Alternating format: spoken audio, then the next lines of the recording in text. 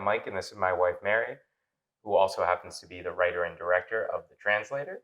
And we're at Block 134 in Putnam, which also happens to be where we're rehearsing and performing The Translator. So we're excited to talk about that and this gorgeous space and everything in between. So, how many weeks till the show opens? 6, which is crazy. We're on a really condensed schedule, and it's been very fun. But the show opens on August 25th, and then there'll be performances also on the 26th and the 27th. What genre would you say The Translator is? I'd probably say dramedy, even though I don't even really like that term that much. But I think that covers it. What would you call it? Well, it's definitely not a rom-com, No. so absolutely not. If On Our Terms was an absurdist comedy, this is a bleak a comedy. bleak comedy, a darker comedy, a dramedy, right? It's dramedy. That's it's dramedy. I don't even know why we're hashing it out. It's dramedy. So that's what I would say. Perfect. So can you tell us a little bit more about what the play is about? Yes. So I would say On Our Terms is about communication, lack of communication, relationships. I think it's also about both like individual and shared trauma in these situations, and basically how to navigate these things, hopefully without hurting the other person or people that are involved in that relationship. And so I think what's fascinating about the translator is the translator themselves, the character, is basically a Craigslist therapist with no credentials. They're not a real therapist, but they're equivalent to like a couples therapist if they were credentialed, which again, they're not. There's no real therapy in the show. But I think their strong suit is that they really try to get these people to just cut through the bullshit and say what they're really feeling so that they can navigate these things in a space created to do that. And the translator is so passionate about getting people to do that and like offering that service. How they do it, you may ask. Well, you got to come find out because I'm not going to tell you how. So can I ask you what inspired you to write this play? Yeah. So I guess, I've had many of my own failed previous, not this one, relationships, situationships, whatever you want to call them. And I think after each, there's always like a period of reflection on, what could have done differently or, not even necessarily like a who's at fault or anything, but I think just like a debriefing almost. But sometimes I think there's things I wish I had said or done differently, and you don't really get to redo that. So I think it's like a mixture of those experiences and like looking back on them and how we process, things like that. But I also think, in general, I write the things like I struggle to say or do in real life. So it's like a natural progression of things, even in our relationship, probably, make an appearance here, but we can get to that later. But yeah, I mean, I'm sure have had relationships in the past too that maybe you wish had gone differently, or that, if you could have had someone else say your thoughts, maybe it would have gone a different way. Maybe be a different version of yourself at a time or whatever. Yeah, absolutely. Yeah. I get it. I think there's also a lot of character traits and elements, scattered about. But I would say for people, because people often ask me this, it's not really necessarily inspired by any one event, person, thing. I think there's always bits of myself like sprinkled throughout the play, bits of my current partner, probably bits of past partners, people I've known and stuff. So I think, it's just something like that. But one piece that was interesting to me that kind of jumped out for the translator was my therapist years ago had said something along the lines of a couples therapist is really just a translator. And, it always stuck in my mind. So when I started coming up with this idea, I don't know which came first really, but just that thought of like, yeah, okay, that's interesting. So do you conduct any sort of research for this type of play or? Yeah, so for this one, it was really interesting. Like 2 years ago, I had put out like a Google form for, people in relationships or people with, past relationships. It had so many questions, and I had 73 or 74 people take it, which was really great. So the response was really well. And I think what was interesting is it was from people who were in monogamous relationships, open relationships, polyamorous relationships. But so many of the questions I asked had some had commonalities. And so, some of the questions were like, how long have you been together? The basics. But then things like, what do you love most about your partner? What annoys annoys you most about your partner? What do you think annoys them most? So the questions were always two-sided. And there were questions about conflict style and, you know, just things like that, love languages, which came up a lot. So I think what was interesting is when it came to what people liked about their partners or were looking for in a partner, the biggest things that came up were sense of humor, kindness, and compassion. And those words came up a lot from the respondents. And then, you know, things that, you know, maybe are annoyances. A lot of the same words that came up were stubbornness, selfishness, snoring, which I found, you know, interesting. Leaving socks around came up multiple times. And, you know, that's kind of funny and, you know, but relatable to some people. When it came to, you know, asking what the hardest things people ever endured were, loss came up a lot, varying kinds, financial issues, and like family pressure and, you know, like from both families or one or the other, like just different, I guess, dynamics that have an impact on the relationship, maybe in a negative way or a stressful way. As my dad would say, family dynamics. Family dynamics. Shout out to the old guy. And then one thing I loved was when it came to arguments. And, you know, people argue. The most of it comes down to communication. Family issues that came up too, but the one, and I'll quote from the survey itself, that came up a few times, but not as eloquently, was the fucking dishes. And it's a very common thing that people fight about.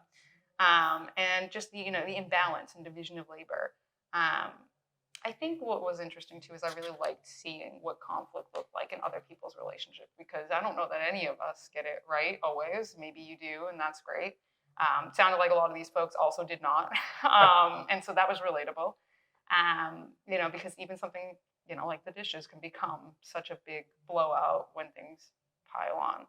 Another thing I found that was interesting was that 69% of these people think that they get the last word. Whether that's true or not, I don't know.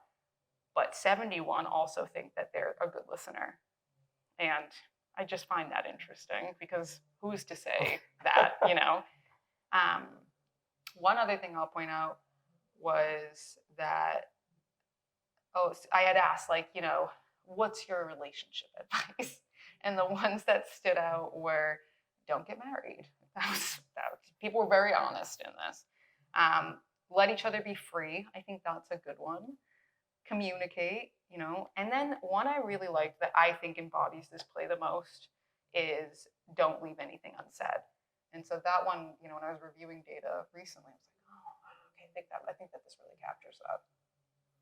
Yeah, I think I've always had a spirit of, you know, when you leave things unsaid or unspoken, generally they find a way to bubble to the surface, yes, whether you want to or not. And we've learned that ourselves. And then with that, I think there's that element of, well, what if you never got to say something to somebody? Like, what is that you then have to carry around with you? And a lot of people do experience that. Sure. And don't get that chance. And so I think that's kind of a fascinating element of, you know, what the translator tries to do for people.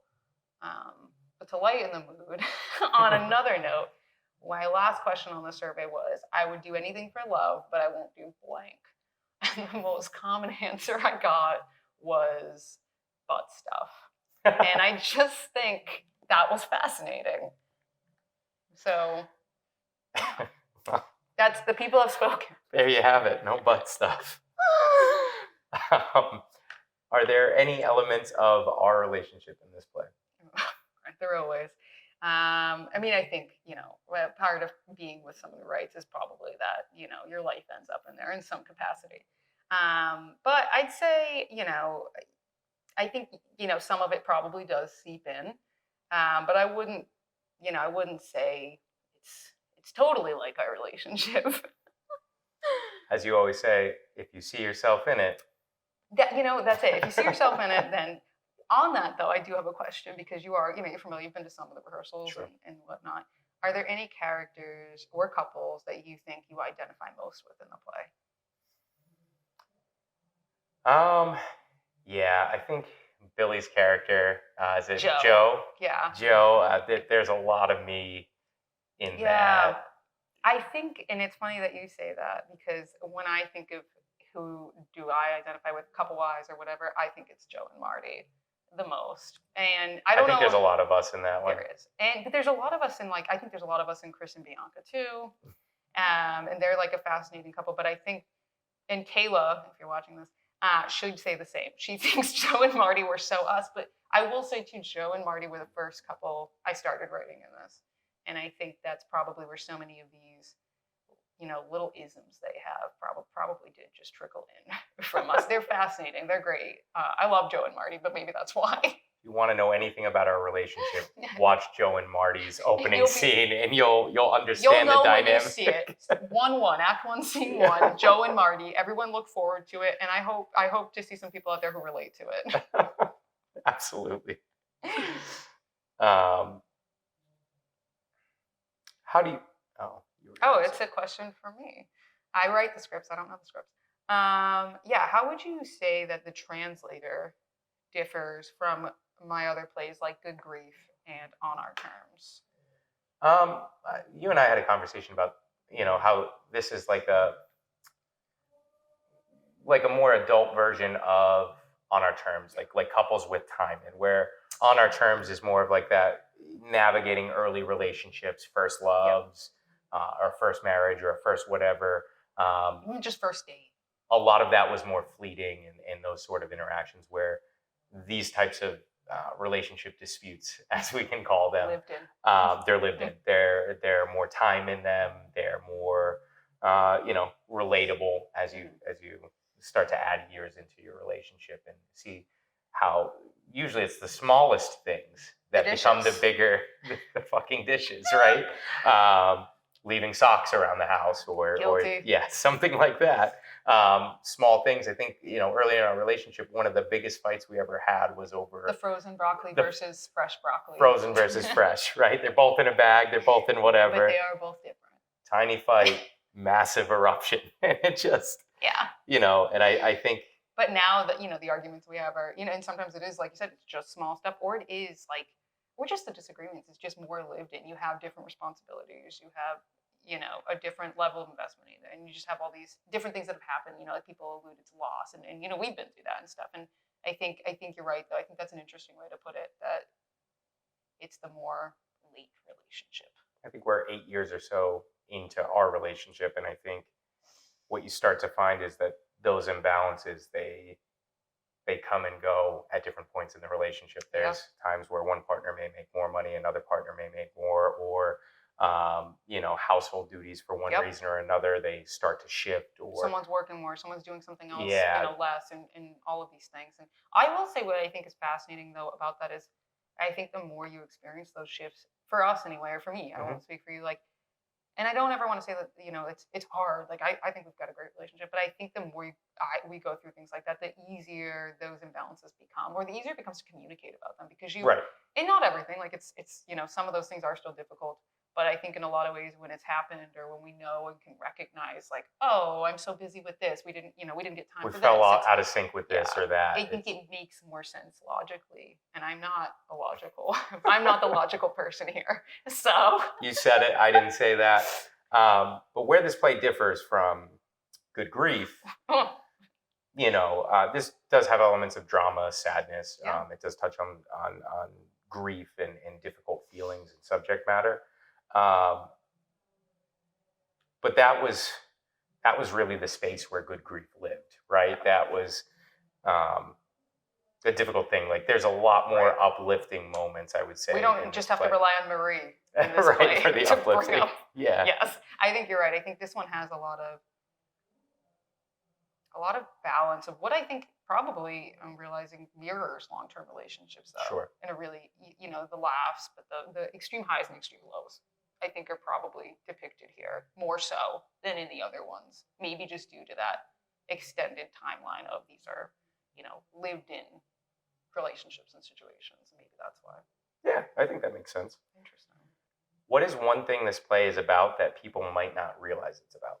Yeah, I'd say, on its face, it doesn't seem like this, but I think it's really rooted in men's mental health in a lot of ways, and mental health for everybody in general. But, sometimes like we have these conversations about, maybe the disparity sometimes, or just that, that men's mental health sometimes takes a hit, but maybe isn't always as widely seen that way.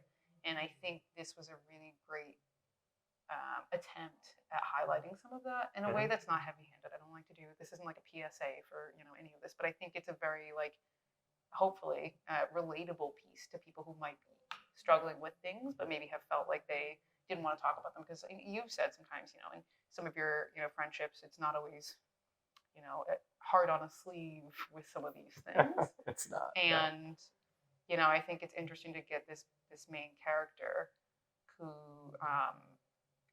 has these real moments of vulnerability with stuff like that. Yeah, we talked about it at multiple points and different things. Yeah. Males being vulnerable is such a spot that we don't see often enough for one reason or another, Yep. whether it's societal impact or trying to shield certain things or whatever the case may be. We don't get to see a lot of glimpses into what those struggles look like. Yeah. I know at least among my friends group and things like that, we kept a lot of that stuff buried. It's amazing how many friends I had that were lifelong friends, and Yep. we had a lot of shared experiences, some traumatic, some otherwise. But then in revisiting some of the things we went through in adulthood and rehashing some of those things, it's amazing the things I didn't know about some of the people I was closest to. And I think in a lot of ways, and you've talked about this, and we're working on this other project, and some of it is interviewing folks about things like this. And I think it was really interesting to me that you have said sometimes some of your friends, they do now, you guys say I love you at the end of conversations and stuff, but that probably wasn't always the norm. No, that wasn't the norm either. back then. Yeah. And so I think that's really interesting, and I think hopefully there are people who relate to the subject matter across the board on the mental health stuff that's in here, because there's a good amount of it in here. Yeah. Okay. Can you tell us a little more about this venue and what it's been like staging a play here? Yes. So Block 134 is a really cool communal space. They've got artists, they've got wellness, they have different services in here. Everybody's very nice. They have, you can rent space to work from. So what's neat about this, and a lot of people think when you do plays that you automatically want to be on a stage and have all of the things. And for me, I actually really like doing these non-traditional venues because I think you can lean into the space for more intimacy. And I really like that. So being here is very fun, very welcoming. The space itself is beautiful. It's it's got a brick wall. It's got really great art on the walls.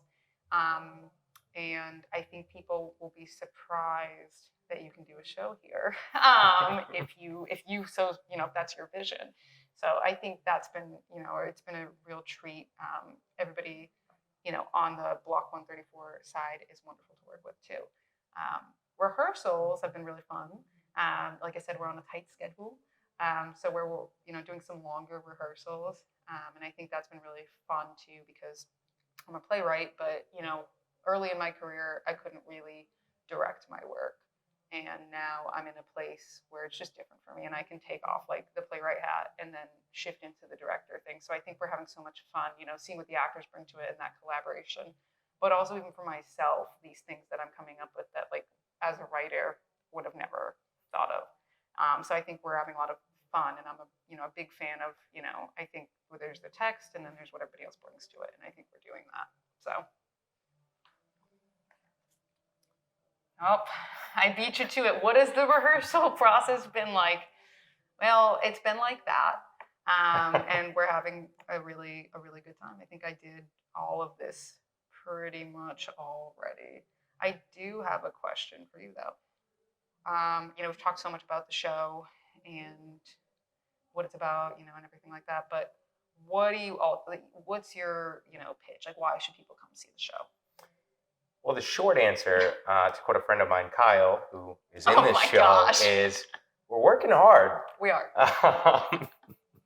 Sorry, Kyle. There's a lot of effort that goes into putting on these types of productions. There's a lot of effort that goes into finding the right venues. We've spent I was going to say we should talk about some of the process on that because we're doing a lot of this together now, and we have spent a lot of time on that. We've spent the last year and a half or so exploring different venues, going in and out of different spaces. There's no one right way to do lighting, to arrange the chairs, to do all of these things. There's so many little elements that go into bringing these shows to life and figuring out even little things like tickets and all kinds of different Joys. nuance. This is another show we have in another venue. Um, so that element is really cool in the effort that we put in. But I also think um, this plays as relatable as any out there. Most of us either are in a long-term relationship or have been in one at some point in our lives. And I think you'll see a lot of that bleed out. You'll find yourself in a lot of these characters. And maybe on a resentful end, you might find some ex-partners in some of these Right. characters. And I just think it's a really well-crafted show. I think doing this after, On Our Terms in the spring, it's such a natural evolution. If you came and saw On Our Terms, I think you'd really, really enjoy how lived in, as we talked about Yeah. earlier, that this play is. So I do think it's a great show, and we are working hard. So.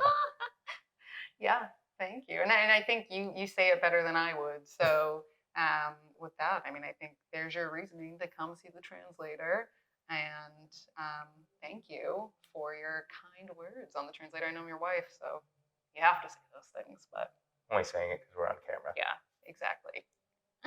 Should we wrap it up? All right, that's it. Come see the show. We'll have ticket links and all that fun stuff. And that's it, folks.